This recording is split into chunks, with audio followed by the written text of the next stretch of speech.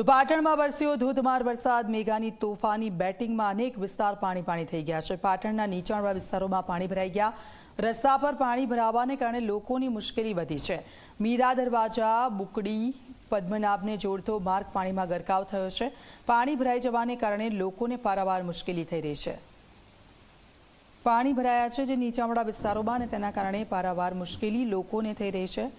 મેઘાની તોફાની બેટિંગ હવામાન વિભાગ તરફથી આગાહી કરવામાં આવી હતી કે ભારે વરસાદ રહેશે અને તે પ્રકારે જ વાતાવરણ જોવા મળી રહ્યું છે। ઉત્તર ગુજરાતમાં સતત વરસાદી માહોલ। પાટણ શહેરમાં વહેલી સવારથી જ વરસાદની ધમાકેદાર એન્ટ્રી થવા પામી છે। કેમેરામેન કે દ્રશ્ય બતાવે કે G24 કલાકની ટીમ પહોંચી છે મીરા દરવાજા બુકડી તેમજ પદમનાથ રોડ ઉપર, જ્યાં ઘૂંટણસમાં અહીંયા પાણી ભરાઈ જવા પામ્યા છે। વાહન ચાલકો તેમજ રાહદારીઓને વહેલી સવારથી અહીંથી પસાર થવું ભારે મુશ્કેલ અહીંયા થવા પામ્યું છે। જે રીતે કહી શકાય કે નગરપાલિકા દ્વારા નીચાણવાળા વિસ્તારોની અંદર પાણી ના ભરાય તે માટે પ્રી મોન્સૂન પ્લાન ઘડવામાં આવે છે, પણ તે માત્ર ને માત્ર કાગળ ઉપર જ રહેવા પામે છે અને લોકોને પારાવાર મુશ્કેલીનો સામનો કરવાનો વારો આવે છે।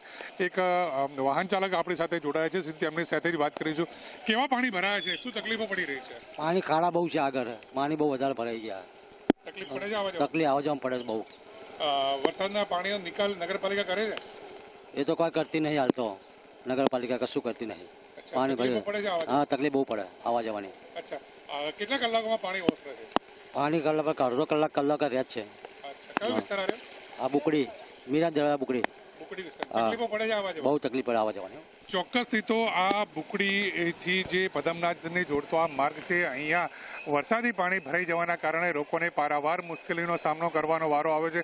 અન્ય એક વાહન ચાલક આપણી સાથે જોડાય છે, તેમની સાથે જ વાત કરીશું। કેવા પાણી ભરાયા છે?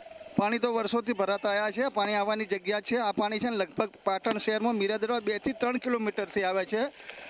ભદ્ર, લાલ દરવાજા, બાબુનો બંગલો, સિંડિયા દોશીવટ બજાર, હિંગળા જાચર તમામ રસ્તાઓનું પાણી અહીંયા મીરા દરવાજે આવતું હોય છે અને એની જગ્યા જારીએ છે। તકલીફ પડે છે આવવા જવા? તકલીફ તો કુદરતી રીતે પાણી આવતું એટલે પડે, પણ હવે એને સંજોગો વસાત એને ભોગવી લેવું પડતું હોય છે। પાલિકા દ્વારા પાલિકા દ્વારા કામગીરી સારી ચાલે છે। પાલિકાની કામગીરીથી જ આ બધું છે। જો ખાડા ખોદાય એટલે બધું પુરાણ થઈ ગયું છે।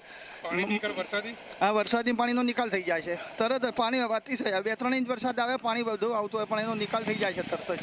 પણ હાલ પાણી ભરાયા છે તેમાં તકલીફ પડે છે? ના, અમુક જગ્યાએ જ પાણી ભરાય, જ્યાં ખાડા ને એવું બધું ઊંડા ખાડા હોય ને ત્યાં। બાકી રનિંગમાં તો કોઈ દિવસ ક્યાંય ભાળ્યું જ નથી હમણાં અહીંયા આટલામથી તો। ચોક્કસ જે પ્રકારે જે આ બુકડીથી જે પદમનાથનો રોડ છે ત્યાં પાણી ભરાવાના કારણે ક્યાંક ને ક્યાંક સ્થાનિક લોકો, રાહદારીઓ, વાહન ચાલકોને મુશ્કેલીનો સામનો કરવાનો વારો આવે છે। ત્યારે પાલિકા દ્વારા જે પ્રી મોન્સૂન પ્લાન ઘડવામાં આવે છે કે વરસાદ દરમિયાન જે નીચાણવાળા વિસ્તારો છે તેમાં પાણીનો નિકાલ થાય ઝડપી, પરંતુ ક્યાંક ને ક્યાંક આ કામગીરી માત્ર ને માત્ર ખોરંભે ચડી હોય તેવી હાલમાં સ્પષ્ટપણે દ્રશ્યો જોવા મળી રહ્યા છે। પ્રેમલ ત્રિવેદી, લીંબડિયા, પાટણ।